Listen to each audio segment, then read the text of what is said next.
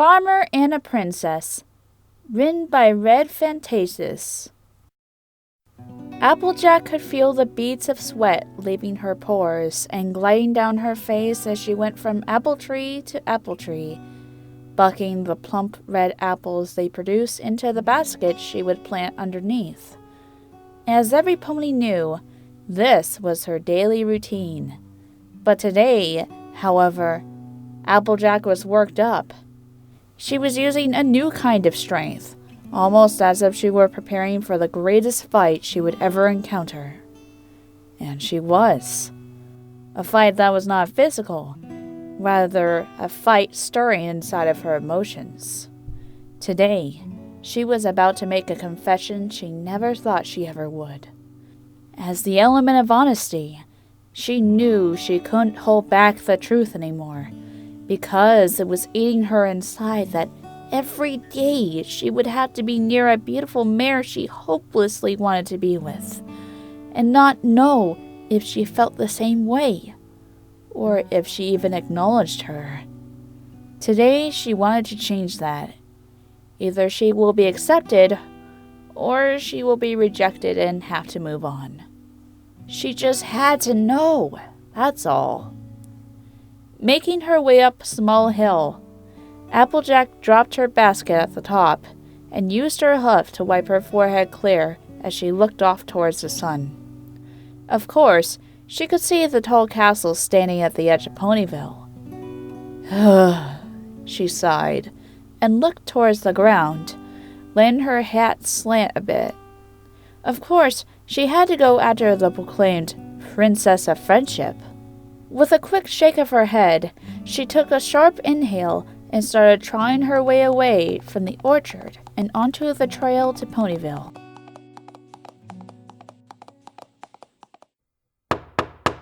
Coming!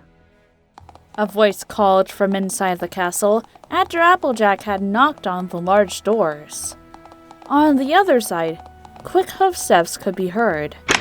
As soon as the door opened, she noticed the way the light suddenly hit Twilight's smiling face in a stunning way, making her smile shine. Oh, hey, Applejack. Howdy, Sugarcube.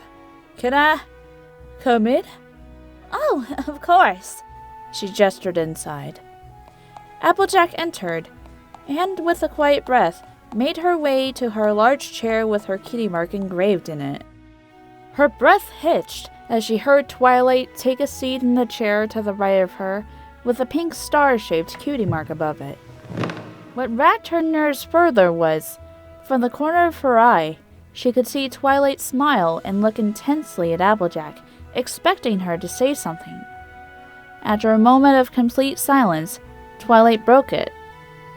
So, why did you come over here, Applejack?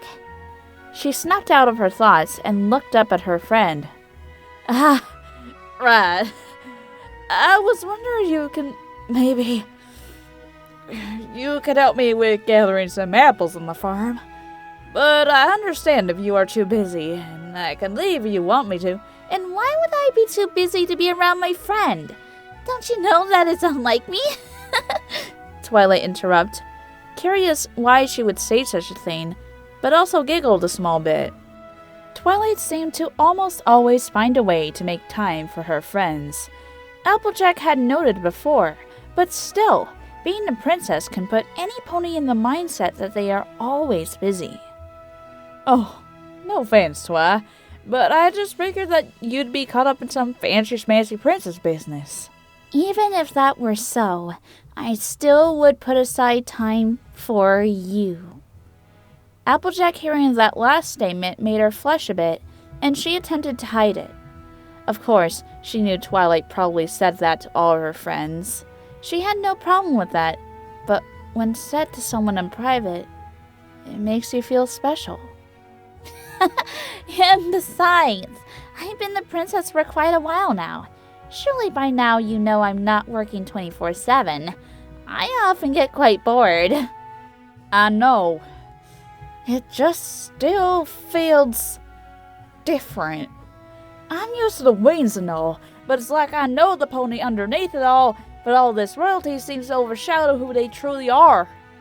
And To be honest, it makes you feel unworthy talking to them. And... Applejack started to rant, but stopped herself before she could. She looked away from her friend and folded her ears down. Twilight showed a face of confusion. It was only for a second as her face turned into a sympathetic smile.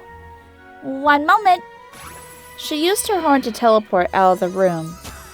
A few seconds later, she reappeared with 2 saddlebags on her sides. We can go apple bucking if you want. I have time. Applejack lightly smiled, trying to forget the conversation they just had. Alrighty then. And so they made their way to the orchard. Twilight's bucking was not exactly the strongest. In fact, she had only bucked down 3 apples the 10 minutes they had been there. Put a little more backbone into it! Applejack called over between thrusts of her rear legs against a near apple tree, the apples falling and landing into a basket next to her. I'm trying! Applejack stopped and chuckled lightly, again wiping the sweat off her forehead and mane. Are you sure I can't just use my apple picking spell? Now, I told you before that casting spells ain't no work, Twi. You're never gonna be strong if you use spells for all your chores, Applejack retorted, but with a playful smile and a tone of voice. Ugh! Twilight plopped down. If I can't use a spell, I might as well look for a page on bucking apple trees. There has to be a logical algorithm to this. A way to pass this apple bucking with an A+. She pulled an old book out of one of her bags and flipped rapidly with her magic, levitating the book in front of her as she laid at the base of the apple tree was trying to buck. Applejack made her way towards her. As Twilight finally landed on the page, Applejack didn't hear what she said. No. In fact, all of her senses seemed to fail her except her sight, as she took in the way the setting sun's light casting onto the mane in front of her, and the way it really highlights her eyes in a beautiful way, making them sparkle. The way the colors of the sky complemented her darker toned mane from her position. Applejack couldn't help but keep looking. Applejack? Her voice once again became audible, startling her and making her heart jump. What? Huh? Applejack snapped out of her thoughts and realized Twilight must have caught her staring. She blushed bright in embarrassment and attempted once again to hide her face from the mirror in front of her under the mane. She knew she couldn't become invisible, unfortunately. If you're really interested in my book that much, you can come closer. Or at least sit down, Twilight offered, scooting over, making room to Applejack to sit next to her. Oh, right, yes. Thanks. Applejack sat down and curled up near Twilight, just enough to see the pages of the book.